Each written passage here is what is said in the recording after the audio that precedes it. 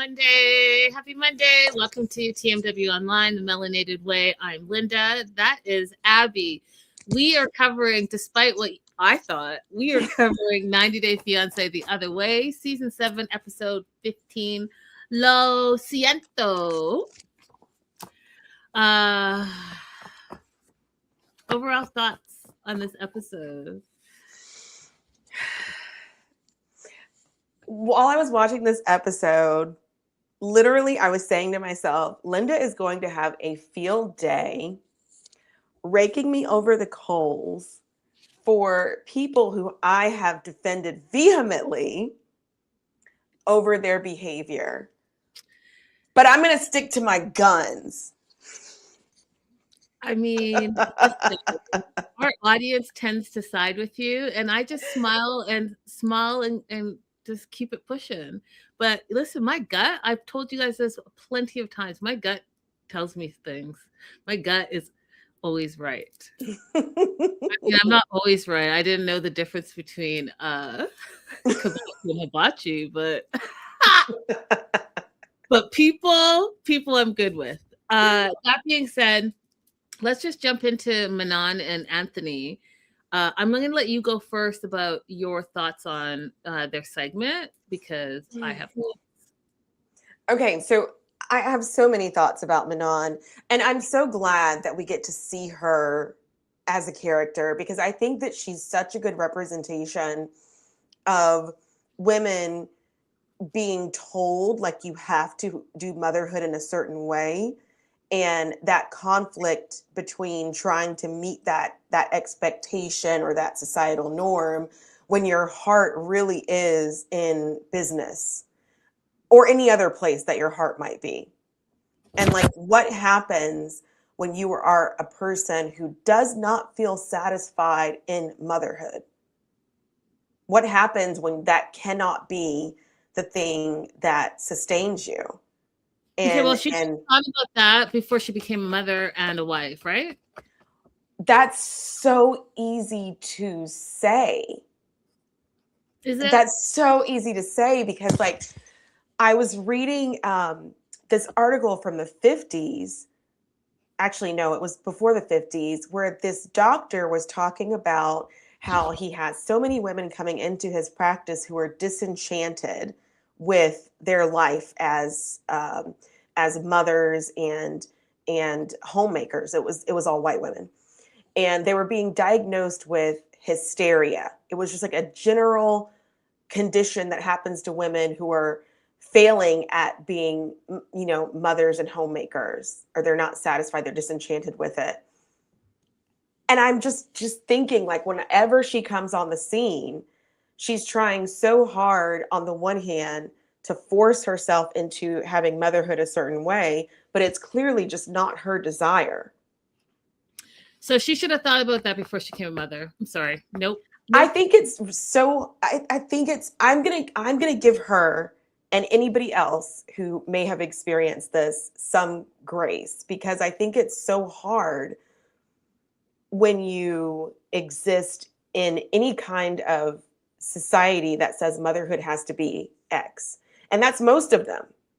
There's not a lot of variation in how people experience motherhood. Even Michelle Obama was giving a speech where she said, or it wasn't a speech, it was a talk, where she said there were many years that she hated Barack.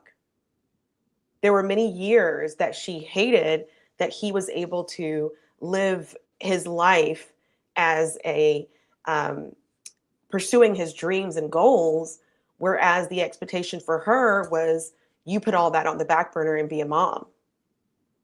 She said it way more eloquently than I just said it. But even people with as many resources as they had, okay, no, we're not going to do that. We're not going to, no. I think, do I have to kick this person out? I have to do it. Well, yeah. That being said, shout out to the fam, Ray Della, Silver Lining. Who else we got in here? Faziz. I think I saw Joslo. Shout out live chat. I going to say this. And respectfully, I understand everything that you just said. But the women in this episode specifically were just irritating me for multiple different reasons. And Manon specifically, I think, is selfish. I think that she should have thought of becoming a mother before she became a mother. But I don't think that that is her main issue. Her main issue is she's selfish. She wants to live the life that she wants to live, the way she wants to live it, disregarding that she has a partner in life and she has a baby to attend to. Now, can you go for all your dreams and be an entrepreneur and all the things? Absolutely. Absolutely. You can have it all. But does it take a team and a village and being communicative and being open and being flexible? Absolutely. She's not flexible. She does what she wants. She hides things from her husband. She speaks down to him all the time. Like, I wonder, do you even like him as a person? Because the way you speak to him, it's like you think you're better than and you talk down to him. Now, you don't respect the fact that he's a stay-at-home dad, even though that's his contribution to this partnership that you both agreed to. Mm-hmm. The other thing that I don't appreciate about her is he literally is trying to tell her, we need to work on our marriage. That's the reason we moved from the US to France. And yet you're not working on your marriage. You are exactly who you were in America. You just uprooted from America and come back to where you're from, which is France. You have not changed a thing about you. And yeah, you put your 2 cents in for maybe a couple of weeks, but you're right back to who you were in the US. You just have more of a support system. And dare I say, you don't really have a support system because you've got some toxic stuff going on with your family, specifically with your parents. So no, I'm not impressed by this whole situation at all. At all. So couple of weeks, she said things are better with Anthony. She feels like she's closer to Ben and she's supposed to be looking for houses. But in the meantime, instead of just looking for houses and signing the paperwork to the house that they found, she has partnered with her friend Dorian on the beauty brand that she wanted to start. The name is lovely, you guys. It's very, very short, right? So Biquette Beauty, which means a young female goat, which, goat we use in slang terms as like you're the one, you're the winner, you're the like best of the best, all of that. So having a young female goat, and she's being, a young female entrepreneur, aka the goat. I get it. I think that's a great name. It's all going to be based on goat milk. However, she's been hiding all of this from her husband, Anthony. So yes, she's saying she's working on the paperwork for the house, which I don't understand why the two of them aren't working on it together since, they're married. I don't know. But instead, she is working on her business. She met with an agency that are going to help them with first steps and business plans and all of that. And the other thing that I thought of you, Abby, is how you're supposed to set your partner up for success. And I don't think that she did that in this situation. I also think that she ambushed him. And I also think that she was a little bit of a coward because she knew, had she just thrown this at him and Dorian, which she did, and her friend Dorian being there, he's not going to be able to be open and honest. He's not going to be able to have a conversation with his spouse because, there's a third party that is not supposed to be in this marriage, but you've thrown them into your mess. And guess what? Everywhere you are, there you are. I said to you guys way back in episode 2, moving is not going to change anything. You're just changing your locations. Guess what? Your problems are going to follow you anywhere you are if you don't deal with your problems. So she realizes that she needs to talk to Anthony.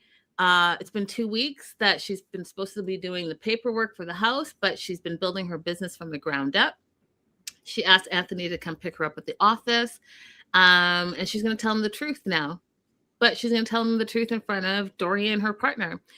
She tells him that she's been working mostly on the skincare brand. And not only that, they need to invest between $5,000 and $10,000. And she has a plan. Now, her plan is she's going to find more money. how's she going to find more money? She's going to tap into her network. She's going to find another gig, which brings her back to working all the time, which is what was making her and Anthony grow apart in their relationship. So that's not a good thing. If she gets another gig while she's also trying to build a business, you can imagine, if you know anyone or if you yourself are an entrepreneur, you have 0 days off and you work all the time. So explain to me how you are investing in your relationship. Sounds to me like you're investing in yourself, and sounds to me like you are doing whatever you want to do because you want to do it your way. Anthony stays calm, says how much and how soon, and don't you think this is too much too fast? You know, one of the reasons you moved here was because you wanted to spend more time with Ben. What is that going to look like? Ask Dorian, you know, when you first started your first business, you know, how was it for you? And I appreciated that she was honest with him, Abby. I appreciated it. She said, you know what? It took a lot of time away from my family. I missed all the special moments. I'm not going to like BS you and tell you it was easy. It was not. I appreciated that. Did you? Absolutely. And I appreciated the fact that he seemed to understand what she was saying without translation, because they haven't shown us that he's like practicing his French or how it's coming along. So really good to see that effort on his part too. Yeah, 100%. Anthony was mad, right? But he held it together. But in the car, he's like, you know what? I am not impressed that this was not a private conversation between the two of us. She ambushed him. That's my own note, and I'm shaking my head. He has concerns because it's a big investment. None of them are working or bringing money into the house right now. They're trying to buy a house. They're living with their parents. And what if working gets to be too much? It looks exactly like the US. Mm-hmm. Absolutely, Anthony, you're Mm-hmm. not wrong.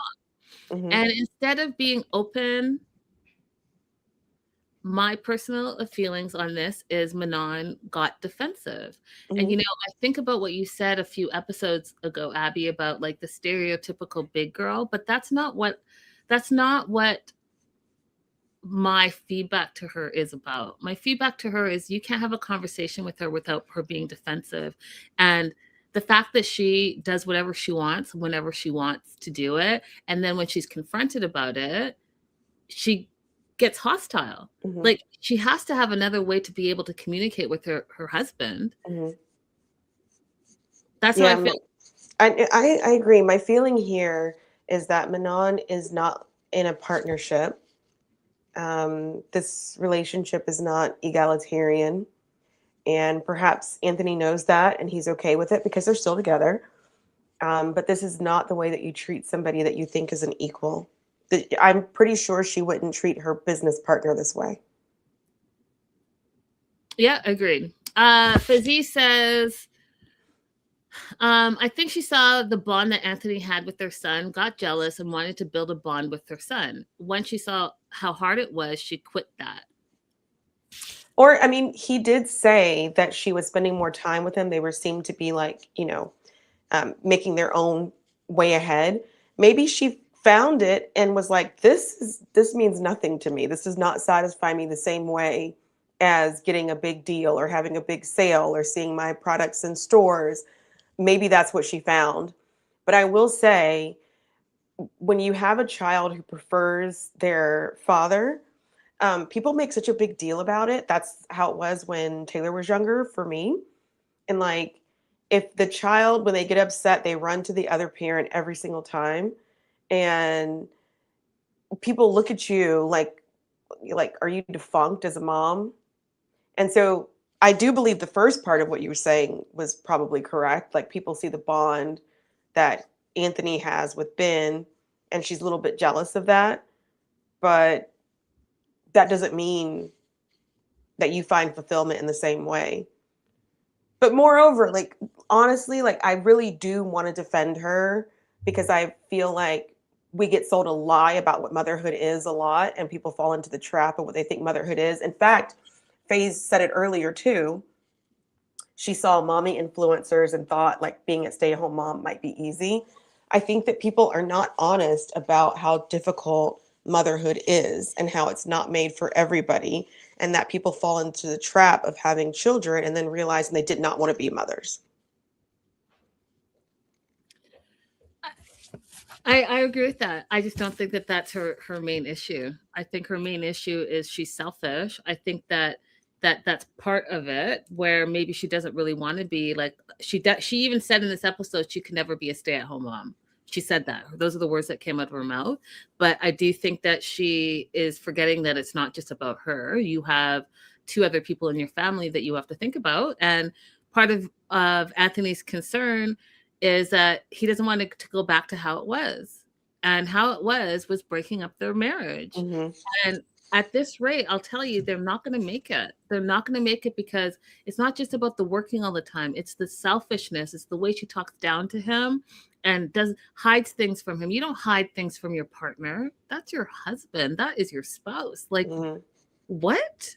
If you can't be open and honest in your relationship, what is that saying about your relationship?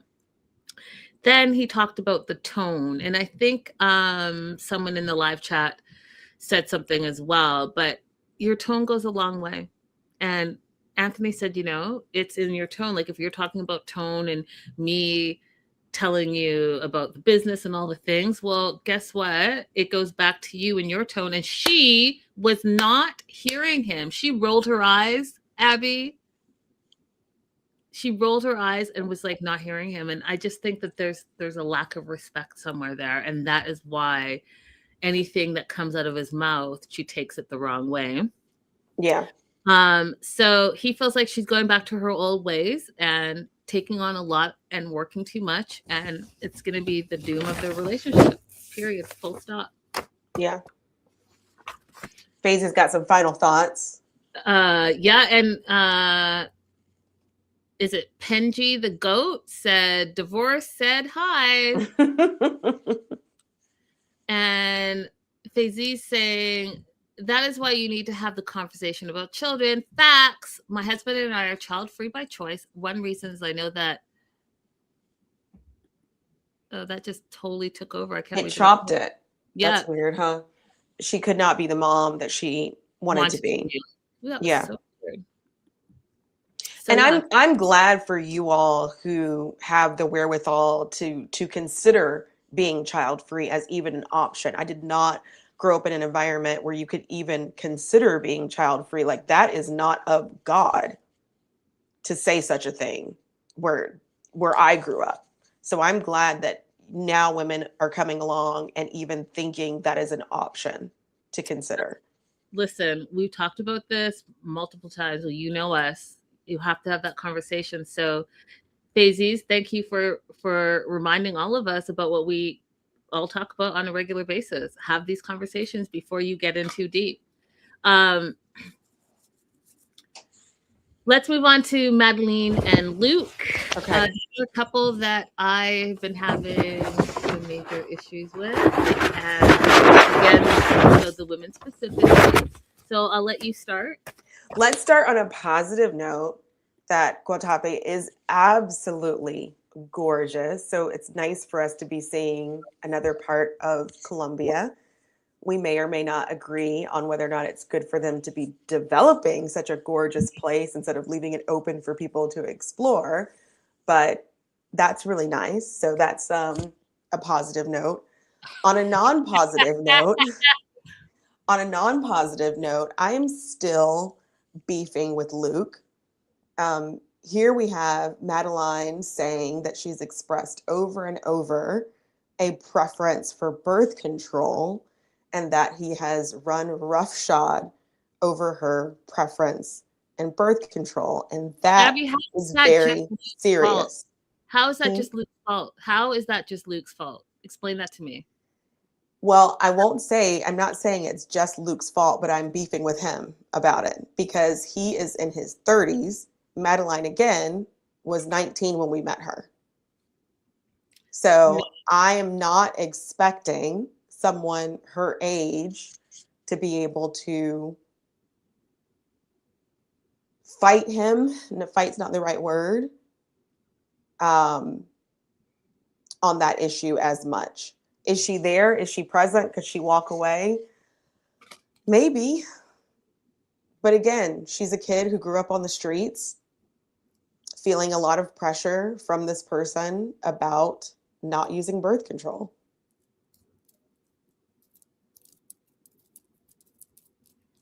No, no, no, no.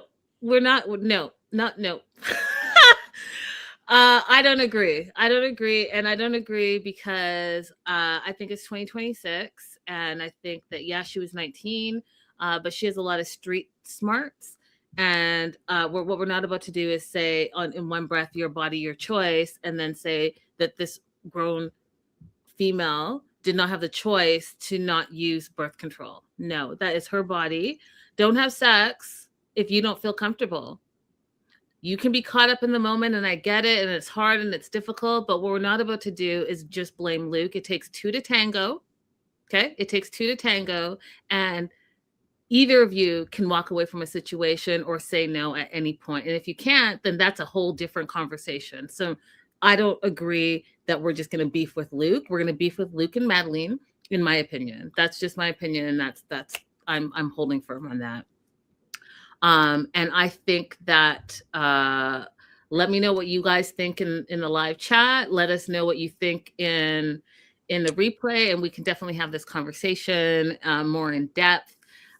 Is it Pinji the goat? I'm happy you're here. But what we're not about to do is talk crazy to one another. Like, we don't do that on my channel here. So glad you came over to say hi, but we don't do that. We don't go crazy and say crazy things, because I would have probably taken you out of the chat. So calm down, take a deep breath, and enjoy the show.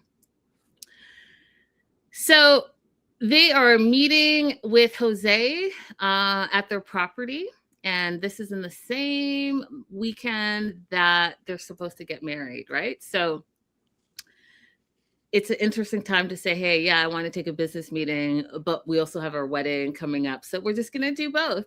Quite interesting.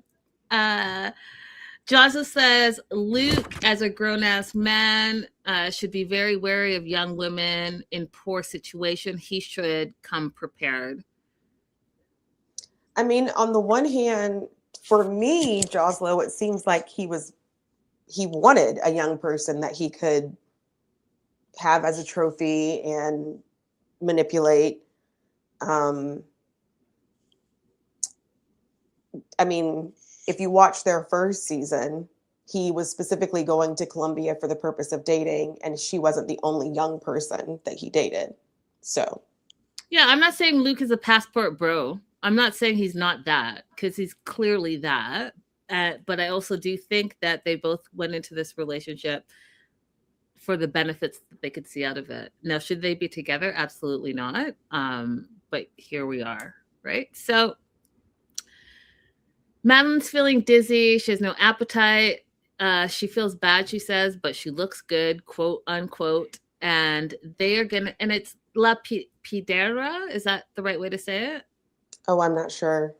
But anyways, the area is beautiful. There's a whole lake system. It's greenery, blue waters, gorgeous rolling hills. It's gorgeous. And that area is where they're going to be building their boutique resort. But in the meantime, they are driving to go meet with Jose, and she is not feeling well. She, pulls over to the side of the road. She gets sick.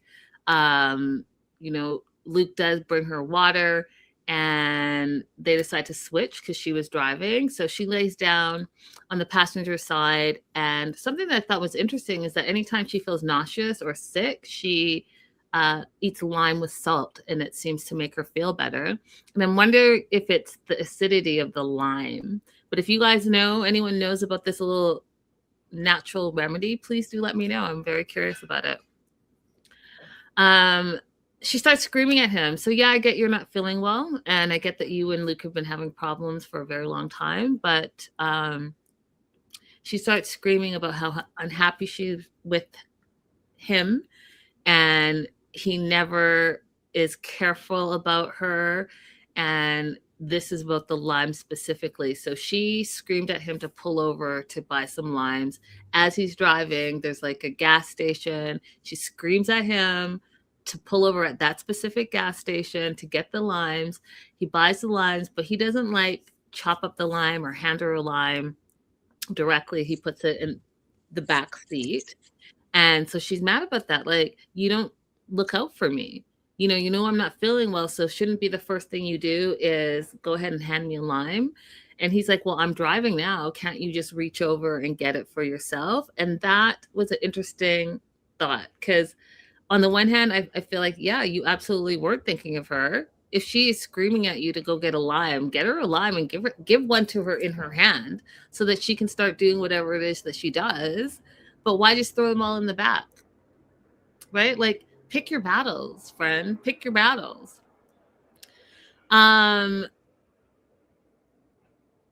She's worried she's pregnant. And she doesn't think that she's prepared for that. She doesn't think that they're prepared for that. And I'll tell you this, they are not prepared. They shouldn't even be together. So let's not throw a baby in the mix. Thoughts, Abby? Same.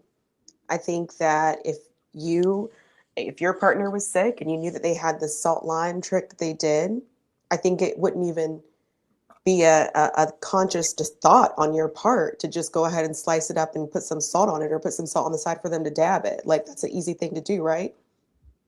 But moreover, if you woke up in the morning and your partner was sick, would you still force this business meeting? I mean, those are exactly it. Those are the things. No. Never. But absolutely, they do not need to have a child. More for her, I just hope that doesn't happen because she obviously still has some growing up to do, and I wouldn't want her to be hampered with a baby while she's trying to do that, and then also for the child to suffer that dysfunction. Agreed. Now, I will give him this. When they were still at the house, he said, do you want me to take this meeting alone? She's like, no, I'm the boss here. And so she willingly decided to go, even though she wasn't feeling well. So I will give that little tidbit of information out.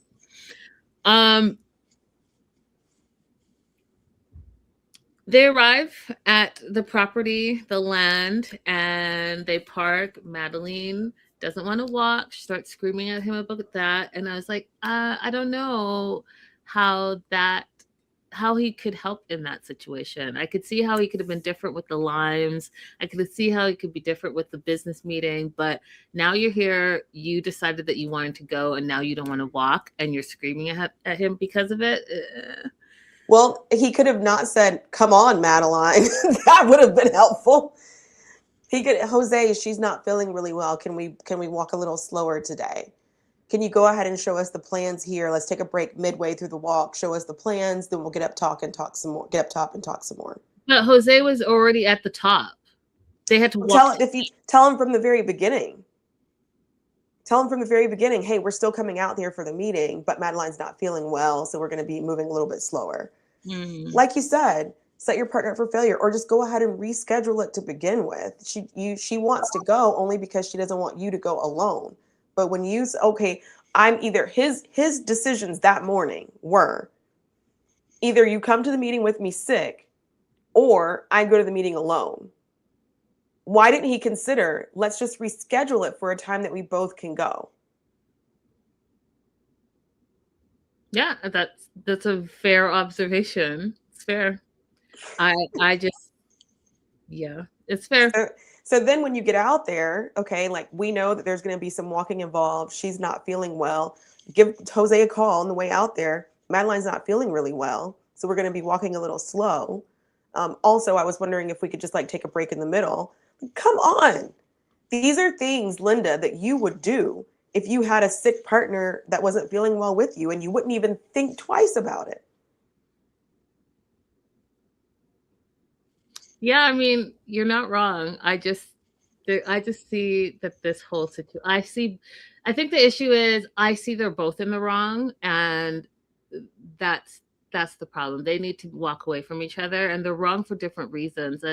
And yes, we can be beefing with Luke, and I know that you have a soft spot for Madeline, but they're both in the wrong in a lot of these situations, and it's unfortunate.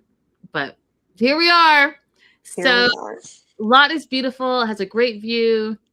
They're planning to do a boutique resort. It's going to have a reception area, a restaurant, a social zone, a pool that has a bar that looks down into like the ocean. And they're going to have a separate disco bar. So it sounds lovely. And they got to see the plans. They're both excited about it. But then here is where it just goes even more sour. So Madeline says this was her idea, and she spent a lot of time like scouting the area and talking to the people and all the stuff. And Luke thinks that this is his business because it's his investment and his money. So what he's going to do is there's 2 lots. He's going to put the big lot, which is the hotel and everything it stands for, in his name solely. And then the second lot where they're going to build their own home, it will be his name and Madeline's name. That's it. Because he want to protect what, quote, this is his words, he's protecting what's his.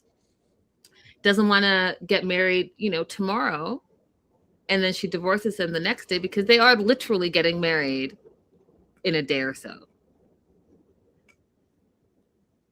Are you thinking about your long-term love, or are you actually just thinking about yourself? He's just thinking about himself. He's thinking about himself and all of his failed investments. And at this point, not current day, but at this point, while they were filming, she still had, the little salon, and it was successful because of her. Mm-hmm. So I'm not sure what he's thinking. Because if I'm going to go by your past successes, could you give me one? Because this is very reminiscent of men who will have like a successful law practice or a successful like internal medicine office. And when they get divorced, they don't want to split any of those proceeds with their soon to be ex-spouse. But the ex-spouse is the one who organized all of the filing and answered all the phone calls and did all of the hiring and HR and the payroll. And they don't see that as a equal contribution because it's not financial. Yep. And listen, you can't bring sugar daddy passport bro vibes and not be the sugar daddy, but yet be the passport bro. So you wanted a young, beautiful individual, and it didn't matter who it was, slide in beautiful young Colombian girl. You got her. She wanted stability and financial security through you and your investments in her and anything else that's going to be invested in. So, bring what you said you were going to bring to the table. She's still young, she's still beautiful, and she's still willing to marry you in this episode, at least. And so she's bringing what she said she was going to bring to the table. So I don't understand why all of a sudden you're protecting what's yours. Mm-hmm, mm-hmm. And he still hasn't told her, you guys, to date, she still doesn't know his financial failures. Right. So, just because you think that this is going to be the one that hits Luke, I mean, come on now. Come on. So they are fighting. They get back to the car. She's crying. She's screaming at him. And in Spanish, she basically tells him to shut up and that this conversation is over.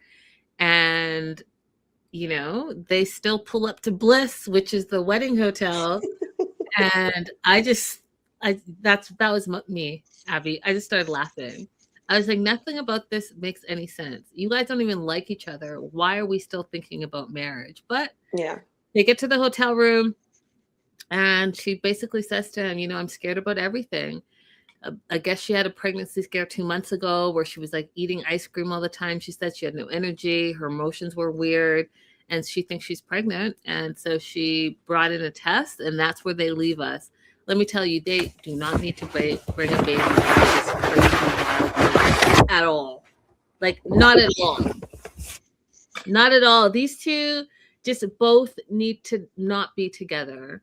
And, no spoilers, but these are signs. Why don't I would like for the men, if we have any men out there, if you're anti wearing a condom, just why don't you just get a vasectomy? You can still have kids later on. Are we back on this conversation, Yes, Abby? I want all men to start with a vasectomy and then like work your way out of it to have kids affirmatively.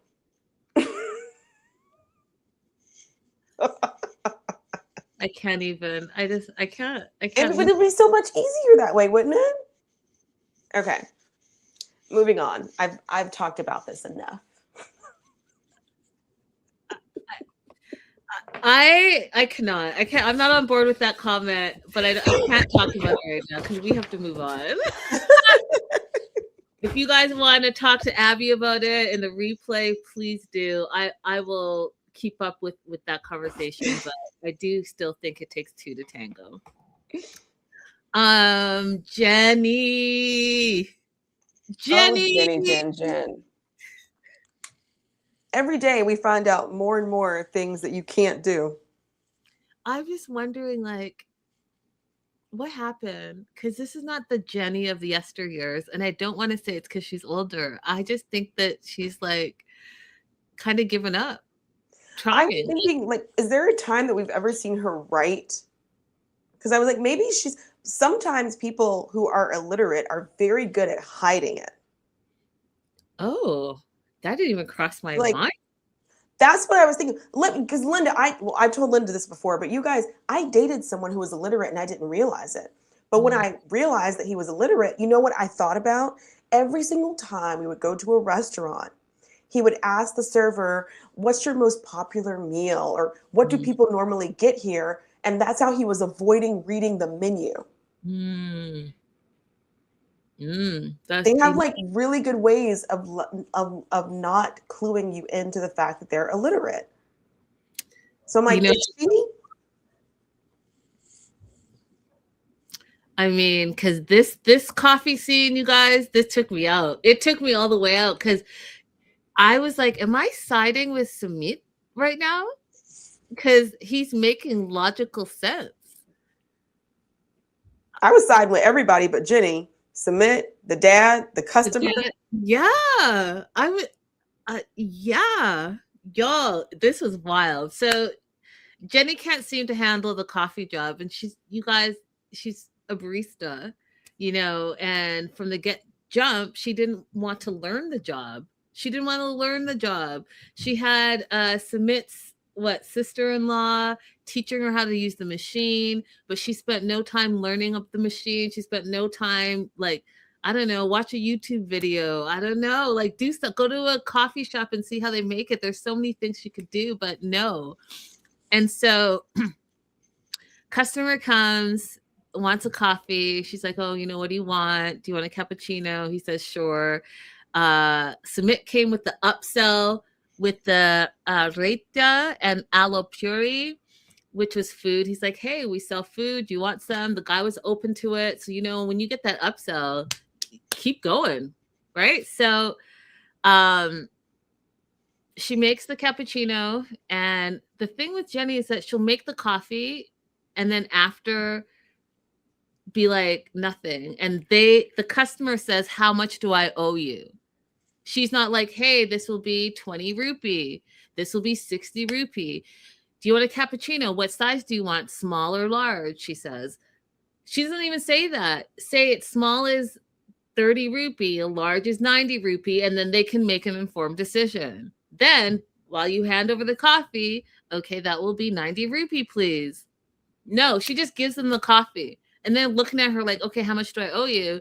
And the first customer is like, how can I pay? Can I pay with the UPI? She's like, I don't know. I don't know anything about the payment system. Let me get, my father-in-law. Oh, God.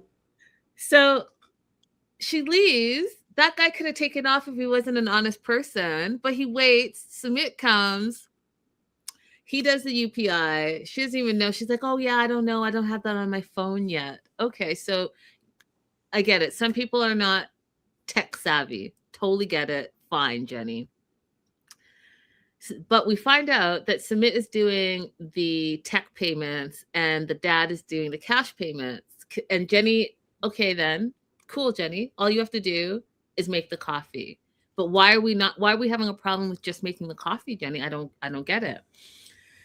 So a couple of things. They have no register. Dad's handling cash payments. Sumit's app is doing the app payments.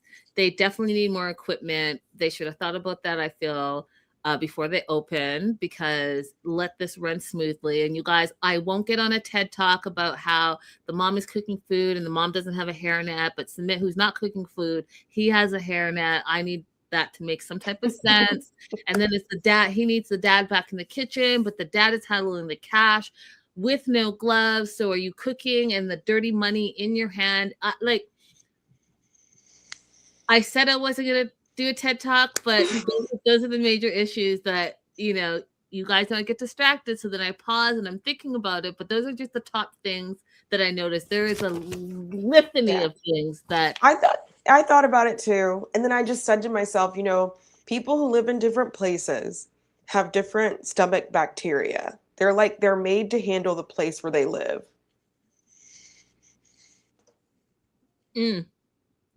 No.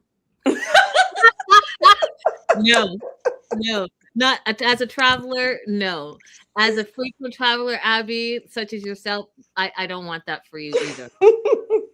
No, just absolutely not. We're talking about the same guy that got the water that they were boiling the food in from the toilet water. So no. You could have an ironclad stomach. I still don't want you to have to eat food that was made in toilet water, nor do I want you to have your hands all over dirty money and then your hands in the food that they're about to serve you. I don't want that for you. I don't want that for anyone. I don't want that for anyone either. Jessica Vanessa, hey, she has a good question. I don't remember. What did Jenny even do in her life before Sumit? She doesn't clean or make food, and I'm wondering if she's good at anything. And she has at least one daughter that we were introduced to. I don't know if she has any other children, but she has at least 2 daughters. Two daughters. Mm-hmm. So she raised some kids. I mean, I would assume she had to do a little bit of homework with them at some point and cook a meal here and there. But I don't, it's very confusing because she wasn't even saying like, oh, I miscounted. She just gave the girl back all the money. She gave her all the change. She didn't even try. It's very odd, but you guys, she never was like this before. At least I didn't notice. I guess she was too busy fighting to get married and to be with Sumit that all this other basic day-to-day stuff just never surfaced. I don't know, but this was hard to watch, you guys. So 2 young girls come up for coffees. We find out somehow, some way, it's 60 rupee for a small and 90 rupee for a large coffee. And again, Jenny just gives them the coffee and they have to ask her, well, how much do we owe? So they owed 60 rupee. Okay. They give her like a 500 rupee. She gives the 500 to the dad to make change. We were all clear. I was even clear. She said, I need change for this. So if I give Abby $100 bill and I want change, Abby has to give me $100 back. And then whatever I'm going to do with that $100 with the new change I have in my hand, that's what I'm going to do. Which is what Sumit kept saying. It's basic math. Jenny kept saying, I don't understand rupees. I don't want to handle the money. I don't know math. And he kept saying it's simple math. It's basic math. It could be in dollars. It can be in rupees. It could be in pennies. It could be in whatever currency. It doesn't matter if you can do basic math. He says, if something costs 60 rupee, okay, and someone gives you 100 rupee, okay, what do? Well, if you have 100 and it costs 60, 100 minus 60, you're going to give them 40 baht. It's very basic. All you have to do is 0 to 10. If you can count from 0 to 10, easy. 10, 0, 0, that's 100, right? Mm-hmm. Take away 6. You can even use your that's 4. Add back the 0, that's 40. It's very, very basic. She got super crazy. And here's why I think Abby may be on to something, because she's like, no, I can't do it. I can't do it. And I don't understand change. What? And then she said, and I'm not going to be standing here getting embarrassed. So, oh my gosh, I just remembered something. I remembered. Remember when Sumit tried to get her to go to the market by herself? no. And she was very against it. I won't be able to say when it happened, but he was asking her to like go to the market and get some vegetables. And she was very, very against going to the market. Maybe it wasn't an issue of I don't want to go out by myself, like she kept on saying, but an issue of she can't do numbers or is completely illiterate. You know, I mean, now that you put it out there, and the fact that she's like, I don't want to be embarrassed in front of all these people, it's something. As if a calculator is not available. Right. Or that you could have like a little cheat sheet. Like when I used to sell Girl Scouts really young, they have a little cheat sheet. This is 1 box of cookies. This is 2 box of cookies. If somebody gives you a 20, this is the change. Like, you know, and then eventually you memorize it. Yeah. I have a question for you. I did not know that this was a thing that was like regional for me. So when I left home, I said this to someone and they had no idea what I was talking about. If I give you $1 and I want all quarters back, I don't want dimes, I don't want nickels, I want full quarters back. Do you have a word for how you would say that? No, I'm giving okay. you I wanted to use the laundry and I asked someone, I gave him $1 and I asked, can I have case quarters? And they were like, what are you talking about? What are you talking about? That's how you say that you want a whole quarter. Like, I want you to give me 4 quarters back. I don't want you to give me dimes or nickels. I was like, can I have case quarters? And they were like, what are you talking about?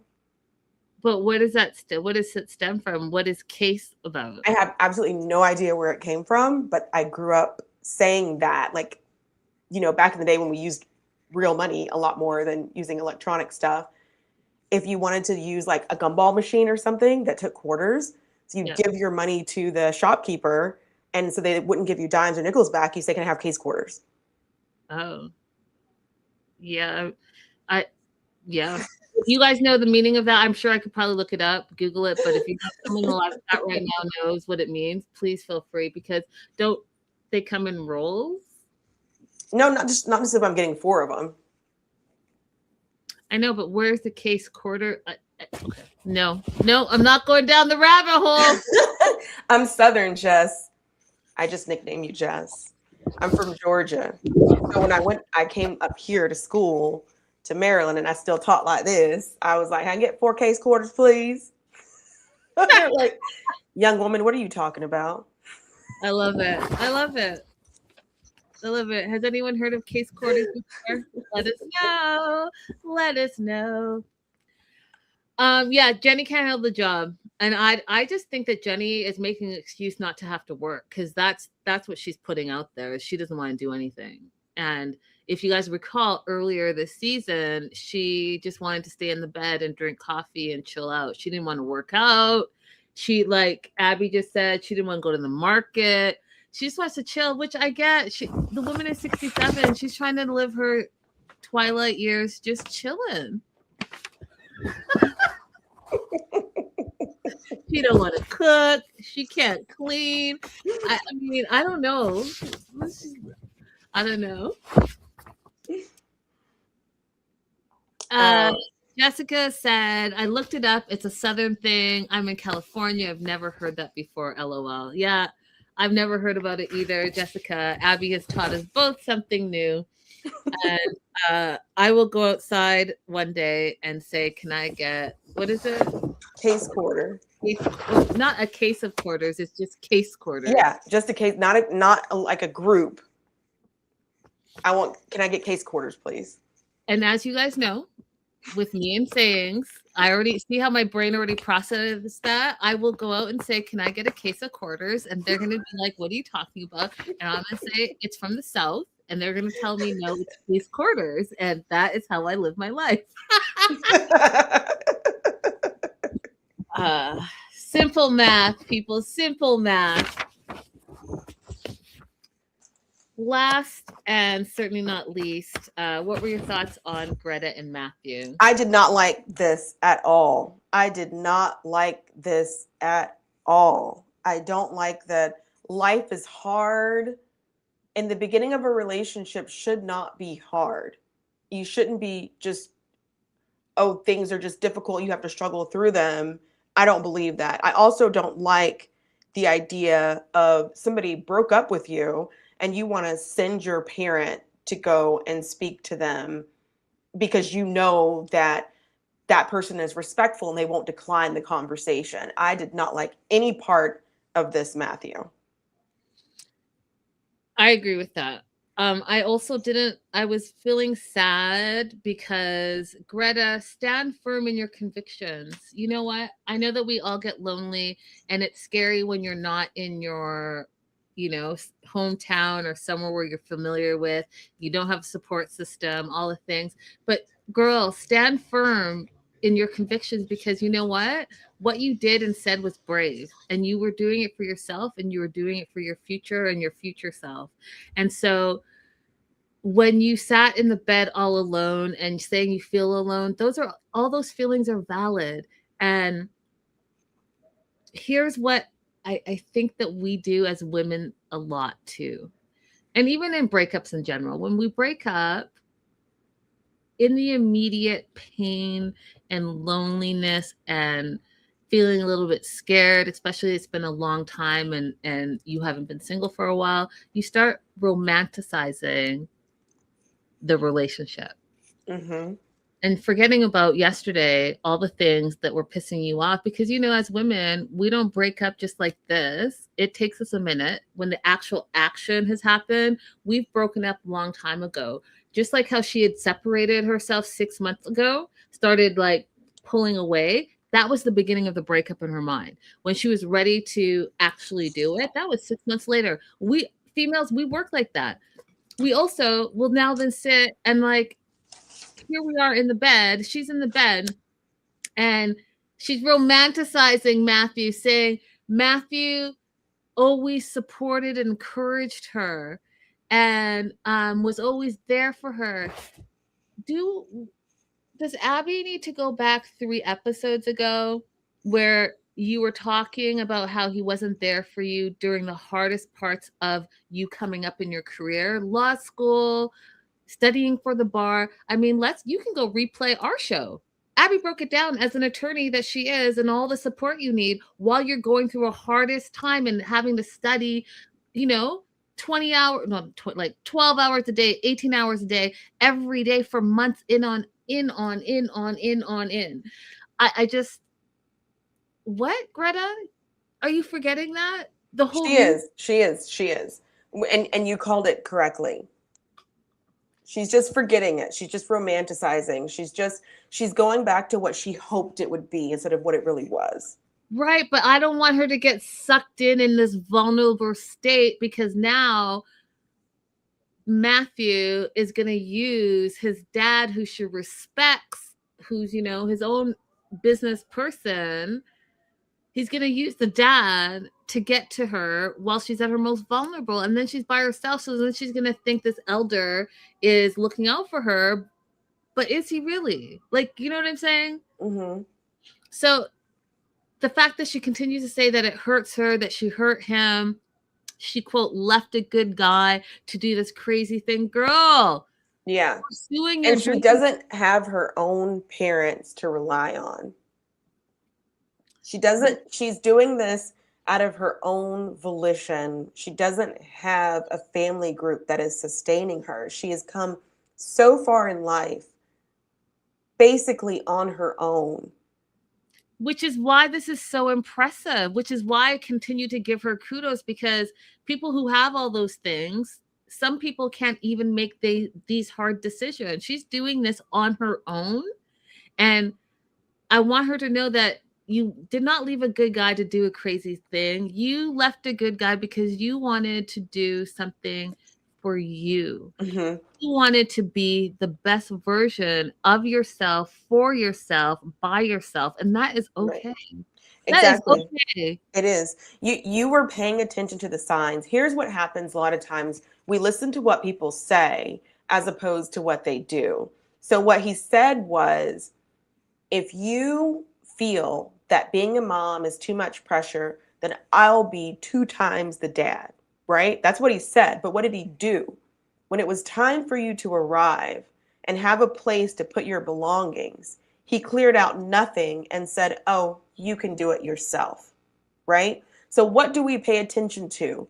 The flowery words that he said of what kind of father he would be, or what he has already shown you? You paid attention to what he showed you. You did the right thing. And there's so many people out there who are saying you left a good guy for no reason because they're over here in the words. Follow your gut, Greta. Your gut is telling you it's come this far. Look at how much you've accomplished and achieved on your own. I just want you to know, just keep going. You know, yes, you miss him, and yes, it's freaking you out, but you did it for a reason. I don't think that you are doing anything haphazard. You are putting your thought and your energy into things, and you're making the tough decisions. And I dare say that you are more in tune with a lot of your feelings because you had to growing up, you know? And so kudos to you for that. And don't let anyone make you do something that you really don't want to do just because it seems like the world is telling you it's not right for you and you left a good guy. But, you know, here we are. Matthew couldn't sleep. He literally says that Greta ended the relationship without any warning. He too is sad and lonely. um, I think that that's how breakups work. You don't give 2 weeks notice. You just break up. And so I don't know what other warnings you needed. I can tell you what you could have done, like Abby said, to make her feel more welcome. And perhaps this breakup might have come in a week or two instead of when it did come. Because you know what? She had space. She didn't have to fight about wanting to go to the spa every week like she normally does for herself. Although you said that you would pay all the bills. She wouldn't have to pacify you when you're feeling down. Who's helping and pacify her when she's feeling down? I mean, there are a lot of things, you guys, that are low key red flags. So yes, someone wraps up in a, you can, what is the saying? You know, you can wrap, I don't know if this is a saying or if I'm making it up. Abby's looking at me like, oh, here she goes. But you can wrap poop up in a bow. It's Yeah. still poop. Mm-hmm. Right? So, I mean, yes, it's shiny and it seems nice, talks nice, has that wonderful accent, but is it all that? Or is it all smoke and mirrors? I don't know. But Mark goes to talk to his dad and tells the dad that he had no idea this was coming. You know, the dad doesn't know what to say. The dad and his mom are allegedly both just as shocked. But Matthew goes into how painful this is for him. He wants to reach out to her, but she wants space. So instead, he's going to manipulate the situation, right? So this reminds me of before the 90 day and Laura's parents, where they're verbally saying something, but then they manipulate the situation. Oh, you know, we're really there for you, but then they spew venom. Same type of situation. So you're saying I'm respecting Greta's boundary, and her boundary right now is that she wants space. But you're not really respecting it because now you're sending your dad over to go talk to her. How are you? What? You're just sending your representative instead of yourself. The dad does say that some things are worth fighting for. And The thing is, I'll do that if you think that she'll be receptive to it and if that's something that you really want me to do, but you might be disappointed in the answer. You might not want to hear what she really has to say. Then, and I've said this about Matthew before, and I'm going to say it again, the way now that they're broken up, the way he talks about Greta, I don't like. And you guys, I really need you to pay attention to that, because if you loved this person yesterday and you're talking crazy about them today, it says a lot about who you are and what you truly believe about that person. So words are powerful, but actions are even more powerful. So when he is now saying that Greta's idea of love is constant exhilaration and that type of love doesn't exist, well, what you're not about to do is downplay the fact that she said that she doesn't love you anymore. And she didn't say that she needs constant exhilaration. She just said she doesn't love you anymore. Right. She never said that. She never said that. So if you are equating what love looks like for you and love looks like constant exhilaration and you don't represent that, then say that. Right. But don't put this on her, because she never represented herself like that and she never said that. He's unable to be introspective at all. Like, he tried to blame it on the cameras. He tried to blame it on her. He's trying to blame it. Like, at no point has he said, what could I have done differently since Greta arrived? At no point has he made that consideration, at least where we can see, Mm-hmm. So his inability to be introspective about this also means that she made the right decision. Not only his behavior beforehand, and the way that he's talking about her, but also this other behavior, because anytime someone lacks the ability to find peace in themselves and acknowledge who they are, then they are not going to be able to find peace with you. Agreed. 100% agreed.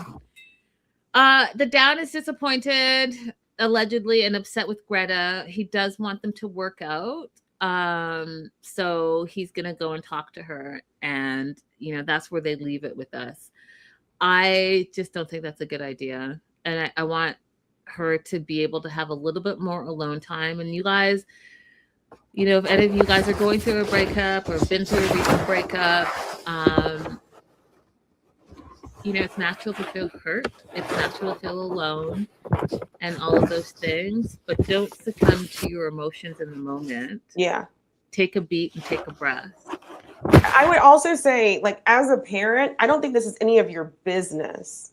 I'm always looking at these people, like, what would I do as a parent in this situation? And in this situation, I'm going to comfort my child, help them process if they want to talk it out. And that's it. It is not your job to go to that other partner and try to mend fences or meddle in that relationship. If you see them at some point in the future, tell them good luck. And I hope that you have a brilliant future. That's it. Get your nose out of their business.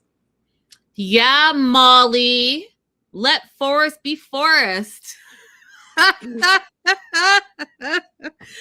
Totally different show, but same franchise, you guys. Woo! Yeah, do you want to add anything else to this one, you guys?